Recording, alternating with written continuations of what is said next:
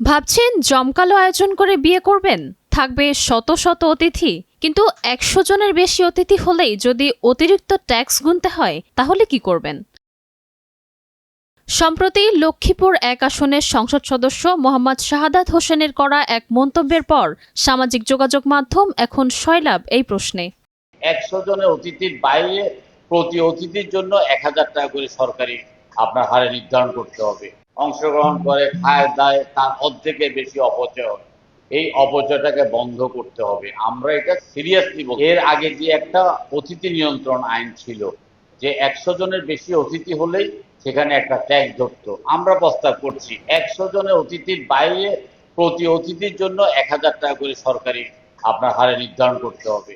প্রতি সপ্তাহে সর্বোচ্চবার বিকাশ পেমেন্টে 50 জন হবেন পেমেন্ট চ্যাম্পিয়ন। জিতে নিন টিভি সহ আকর্ষণীয় সব প্রাইজ। এমপি শাহাদাত বিয়ের অনুষ্ঠানে অতিথির সংখ্যা নিয়ন্ত্রণে কর আরোপের প্রস্তাব দেন। তিনি বলেন, আগে একটি অতিথি নিয়ন্ত্রণ আইন ছিল যেখানে ১০০ জনের বেশি অতিথি হলে ট্যাক্স দিতে হতো।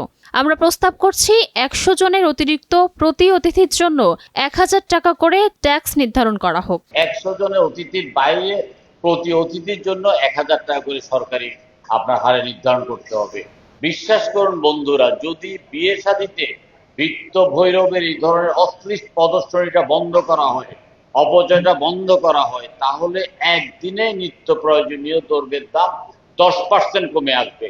তার দাবি, বিয়ে ও সামাজিক অনুষ্ঠানে অপ্রয়োজনীয় জাঁকজমক, অপচয় এবং বিলাসী প্রদর্শন বন্ধ করা গেলে নিত্য প্রয়োজনীয় পণ্যের উপর চাপ কমবে। তিনি বলেন, যদি বিয়ে শাদীতে এই ধরনের অশ্লীল প্রদর্শনী এবং অপচয় বন্ধ করা যায় তাহলে একদিনে নিত্য প্রয়োজনীয় পণ্যের দাম 10% পর্যন্ত কমে আসতে পারে।